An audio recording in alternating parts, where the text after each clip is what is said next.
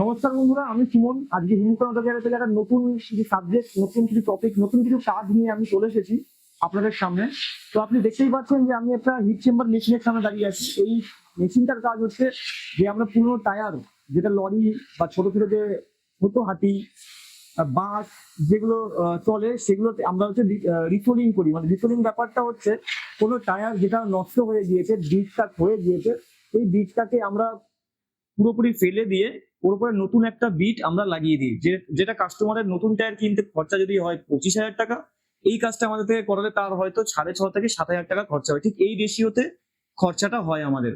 এবং টায়ারটা যতটা লাস্টিং করবে, সেটা একটা নতুন টায়ার যদি 100 দিন চলে, এটা আপনার 85 দিন থেকে 80 দিন এই টায়ারটা লংজিভিটি রয়েছে। তো এই রেশিওতে যদি আপনি ক্যালকুলেশন করেন, তাহলে দেখবেন যে এটা কতটা আপনার টাকা বাঁচিয়ে দিচ্ছে এবং আপনার জন্য সুবিধা আনছে। তো এমনও নয় যে এই টায়ারটা আমরা ফিটিং করলাম তারপরে টায়ারটা বাস্ট হয়ে গেল, তার জন্যই ওয়ারেন্টি আছে আমাদের। এবং আমরা একদম প্রফেশনাল ভাবে কাজটা করি। আর ভালো ব্র্যান্ড যেটা হচ্ছে ইন্ড্যাক, এই বিটটার নাম, মানে যে কোম্পানি আমাদের প্রোভাইড করে সেটার নাম হচ্ছে ইন্ড্যাক। তো আশা করি আপনারা যারা এই লাইনে আছেন তারা জানেন যে ইন্ড্যাক রাবার এই লাইনের জন্য কতটা প্রিমিয়াম কোয়ালিটির রাবার প্রোভাইড করে। তো যাই হোক, আপনাদের আমি দেখাতে চাইছি যে আমাদের এখানে যে টায়ার গুলো রেডি হচ্ছে, কিভাবে হচ্ছে, হ্যাঁ, কি মেশিনে আমরা কাজ করছি, এইগুলো আপনাদেরকে আমি এটা ফ্লিপ করে দেখিয়ে দিচ্ছি। তো এতক্ষণ আমরা বলছিলাম যে আমাদের থেকে রিফিলিং করানোর কি সুবিধা, কতটা কি উপকারিতা আছে, কতটা কি সাশ্রয় হচ্ছে। তো এখন আমি দেখাবো আপনাদেরকে যে হচ্ছে আমরা কাজের প্রসেসটা কি, মানে কিভাবে আমরা কাজ করছি, কিভাবে আমরা প্লেটটা পুরোনো টায়ারের উপর লাগাচ্ছি, আমি ভিডিওতে আপনাদেরকে দেখাতে চাইছি।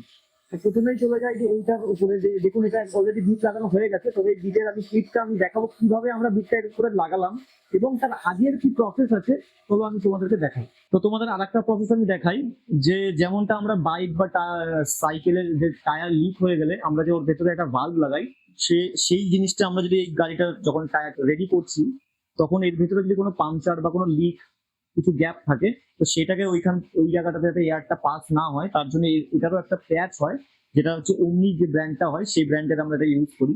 যেমনটা হয় যে হচ্ছে কোনো পাথরের কুচি টায়ারে ঢুকে গিয়ে বাইরের দিকটা গর্ত হয়ে গিয়েছে, তো ওর উপরে তো আমরা বিটটা লাগাতে পারি না কোনো কারণবশত, তাহলে ওখান থেকে এয়ার পাস হবে এবং টায়ারটা লংজিভিটি একদমই পাবে না।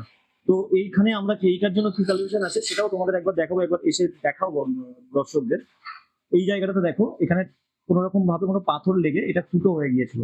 তো এইখানে দেখো ওই কুশান গাম বলে মেটেরিয়ালটাকে, ওইটা এর ভেতরে দিয়ে এইটাকে পুরো ফিল আপ করা হলো। এর উপরে এবার বিটটা লাগালে আর কোনো রকম এয়ার পাসিং এর কোনো রকম কোনো ঝামেলা সমস্যা থাকবে না। দেখো এখানেও এই একই জিনিস করা হয়েছে।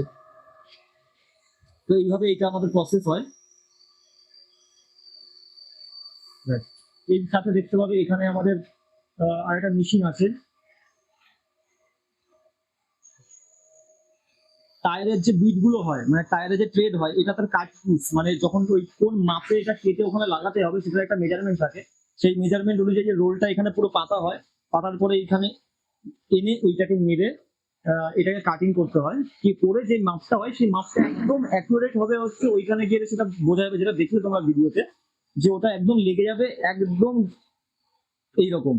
কোন রকম গ্যাপ বা ওভার হয়ে যাবে এরকমটা কোনো হওয়ার কোনো চান্স থাকে না। এটা এতটাই প্রফেশনাল মিস্ত্রি দিয়ে করা হয় যে কোনো রকম কোনো সমস্যার মধ্যে আমাদের পড়তে হয় না। এইবার দেখাবো যে আমাদের এই যে টায়ারটা দেখছো, এই যে টায়ার গুলো, এগুলো দেখো আমরা সব এনেছি, এগুলো আনা হয়েছে, এখন এগুলোর কাজ হয়নি, এগুলোকে সবকিছু চেক আপ করা হয়ে গেছে। এটা আনার পরে আমাদের এটা পুরো এর কি কন্ডিশন আছে এটা আমরা দেখি। কারণ কি, সব টায়ার যেটা আমরা আনি কাস্টমার থেকে বা কাস্টমার আমাদের দিয়ে যায়, সব টায়ার আমাদের এই কাজটা করার উপযুক্ত থাকে না।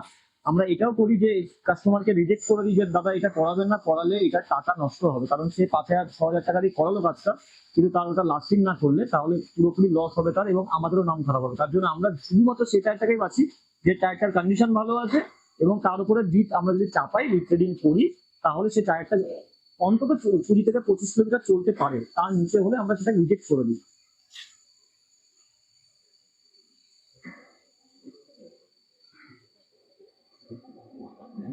এরপরে দেখাবো আমি যে ওইখানে তো দেখতে পেলে যে টায়ার গুলো আনা হয়েছে, কিন্তু টায়ারের উপরে এখনো কাজ আমরা শুরু করিনি। তো ওই প্রসেসিং এর পরে আমাদের এই দেখো, এটা আমাদের স্টোর রুম, এখানে আছে প্লাস ভেতরে রয়েছে, ওখানেও আপনারা দেখতে পাবেন যে বিট চাপানো হয়ে গেছে। তো বিটের মধ্যে ভাগ থাকে, বেশ কয়েকটা এখানে বিট আছে। এগুলো আপনাদের আমি দেখাতে চাইছি। দেখুন এগুলো পুরো একদম নতুন টায়ারের যেই রকম কন্ডিশন হয় সেম এটা দেখে উপর থেকে বোঝা যাচ্ছে, কিন্তু এটা শুধুমাত্র যারা জানে তারাই বুঝতে পারবে যে এটা রিট্রেডিং করা আছে, এটা নতুন টায়ার নয়। তো তুমি একটু কাছে এসে বিটগুলো দেখিয়ে দাও দর্শকদের।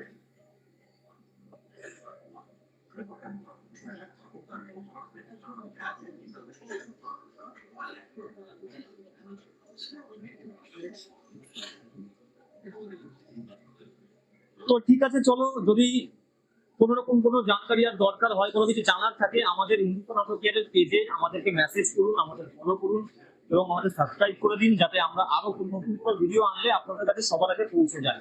এবং আপনারা চেষ্টা করবেন যে আপনাদের কোনো বন্ধুকে শেয়ার করতে, এটা তাহলে আমরা তার কাছেও পৌঁছে যেতে পারবো আপনাদের মানে হাত ধরে। কিছু মনে করবেন না যদি কোনো ভুল হয়ে থাকে। আমি যতটা আমার জানানো মানে সম্ভব আছে আমি সবটা জানালাম আপনাদেরকে। এর বেশি কিছু জানতে হলে আমাদেরকে মেসেজ করুন।